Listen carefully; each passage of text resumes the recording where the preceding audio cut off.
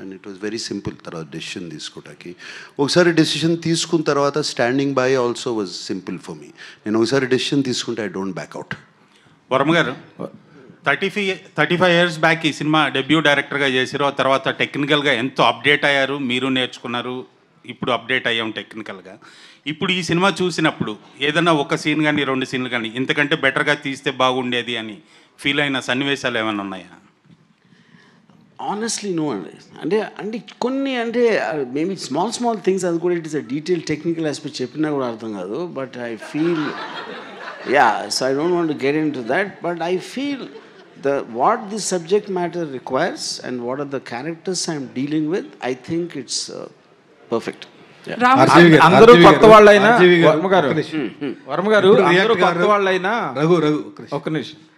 RGV గారు ఎప్పుడు react గారు నిన్న ఫస్ట్ టైం చిరంజీవి గారికి రిప్లై ఇస్తూ కొంచెం ఎమోషన్ కూడా అయినట్టున్నారు. వై చిరంజీవి గారి మీద ప్రేమ సడన్ గా మారిందా? సరే, ఇక్కడ మనం శివ గురించి మాట్లాడదాం. మీకు సెపరేట్గా అంటే శివ గురించి మాట్లాడుతున్నారు. ఆయనకి ఆ క్వశ్చన్స్ అడగకపోతే ఆయనకి నిద్ర పట్టదు. రాము సార్, నేను ఏం చెప్పాలనుకున్నా ట్విట్టర్లో చెప్పాను. రాము సార్ రాము గారు హలో, ఇక్కడ హలో సార్, ఇందాక చేజింగ్ సీన్స్ గురించి మాట్లాడారు కదా. వన్ సీన్లో నాగార్జున గారు వెనకాల పడుతున్నప్పుడు ఐ థాట్ అసలు ఆయన దొరికేస్తారు, ఈజ్ సంథింగ్ విల్ హ్యాపెన్. అసలు I've seen the movie lot of times, ఇంటర్నెట్లో చూశాను, ఎప్పుడు చూసాను. It's my favourite movie. Realism పుట్టింది తెలుగులో శివ అని అనుకుంటాను నేను. అలా ఉన్నప్పుడు I thought something will happen to the baby or to him. కానీ వెళ్ళిపోయినప్పుడు ఐ థాట్ ఓకే, ఇలా బస్ ఎక్కి వెళ్ళిపోయినప్పుడు so that was his escape. Next immediate సీన్లో సుధాకర్ గారు వెనకాల పడతారు. అది ఎంత రియలిస్టిక్ ఉందంటే ఐ థాట్ ఆయనకి బస్ దొరికితే హీల్ బతికిపోతాడు కదా, మోటార్ వెహికల్ ఏదో దొరికితే బతికిపోతాడు కదా అని ఫీల్ అయ్యాను. Like I was really involve into that scene. కదా, అలాంటి ఒక పొదలు ఫారెస్ట్ లాంటి ఏరియాలో bus exactly. But I was praying that దొరికితే బతికిపోతాడు కదా అని. సూపర్, అంటే అంత ఇన్వాల్వ్ చేసింది. బట్ యాక్చువల్గా most challenging is not about the running shots. ఇప్పుడు కూడా నాకు ఇందాక ఎవరు అడిగారు ఏది ఛాలెంజింగ్ అనిపించిందంటే, నాకు అప్పుడు అనిపించలేదు. కానీ ఇప్పుడు చూస్తే అసలు నాగార్జున నేను ఎలా అడిగానో సైకిల్ అలా తొక్కమని, నాగార్జున ఎందుకు చేసాడు అనేది నాకు ఒక పెద్ద మిస్టరీ అది. బికాస్ నాగార్జున ఈ might know how to ride a cycle, but stunts like holding another jeep or ర్యాండమ్గా ట్రాఫిక్లో ఇటువంటి పైగా ఆ పాపను పెట్టుకుని దట్ కూడా no not at all. See, one, you're riding the cycle. Then on top of that, the unpredictability of exactly physics. ఇంకో జీపుని పట్టుకుంటే ఏ ప్రెషర్ ఎక్కడ పడుతుంది ఎలా తెలుస్తుంది అసలు ఎవరికైనా? యూనో దానికి తోడు యాక్టింగ్ కూడా చేయాలి మళ్ళీ. సార్ ఫ్రెండ్స్తో ఒక సీన్లో sir I'm still here. Okay friends introduction scene ఉంటుంది కదా, Sudhakar garu you'll name everyone in the movie, everyone who is in his batch. అది ఎక్కడ లేదు సార్. అంటే తర్వాత వచ్చిన తెలుగు సినిమాల్లో కూడా friends are always side characters are they are invisible. I loved it. అంటే it's very nice you mention this. నేను మొత్తం సినిమాలో నాకు విపరీతమైన కన్ఫ్యూజన్ నాకు టేకింగ్లో వచ్చింది ఆ సీనే మీరు చెప్పింది sir. I don't know how to do that and ఆస్ట్ Gopal Reddy cameraman అడిగాను, తర్వాత కెమెరా అసిస్టెంట్ శ్రీనివాస్ రెడ్డి అని, ఇంకో అసిస్టెంట్ డైరెక్టర్ అని. వాళ్ళందరూ ఎంత చెత్త ఐడియాలు చెప్పారంటే ఆ ఇన్స్పిరేషన్తో వచ్చింది ఇది. Super. Only check 1 more time. Okay, let me start over.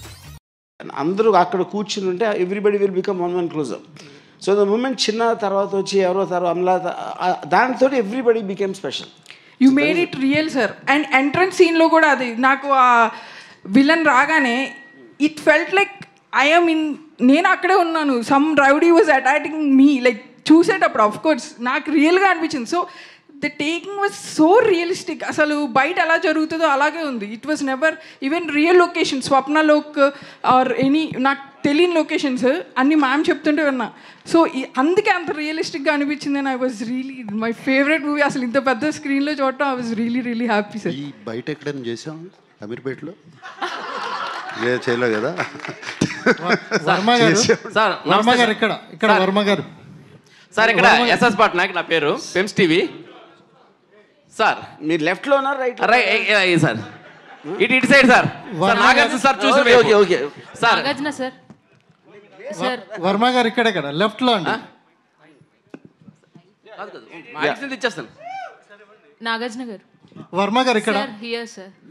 Varma గారు ఈ సినిమా చూసినప్పుడు వర్మ గారిలో ఇంత టాలెంట్ ఉంది, కానీ ఇప్పుడు అది ఎక్కడో రాంగ్ ట్రాక్లోకి వెళ్తుంది అని మాకు అనిపించింది. మీరు రియలైజ్ అయ్యారా ఈ సినిమా చూసి? ట్రాక్లోకి వెళ్తుంది కదా, వెళ్ళిపోయింది. అదే వర్మ గారు అంటే ఆ ఓడ్కా అనే సెటైర్లు వేసుకునే పరిస్థితి వచ్చేసింది. సో మీరు ఏమైనా రియలైజ్ అయ్యారా దీని తర్వాత ఇది చూసిన ప్రాసెస్? నెక్స్ట్ సినిమాలో చూస్తారు. Nak sir, this is Sangeeta here from The Hindu. Hi. Sangeeta. Hi. Hi. Amazing job the technical team has done. Yes.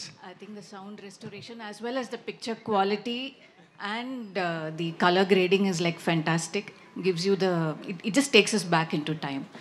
Okay. Do you think the success of this film, the reception of this film will spark the path for more restorations of films from the 80s? Yeah, I have no doubt about it, that it will strike a path. There's so many classics which మనం చూడాలనుకుంటున్నాము. చూడాలి, ఇక్కడే కాదు, తెలుగులో కాదు, Hindi, Tamil, everywhere. So it's a fantastic path. I think again he's become a pioneer. Yeah.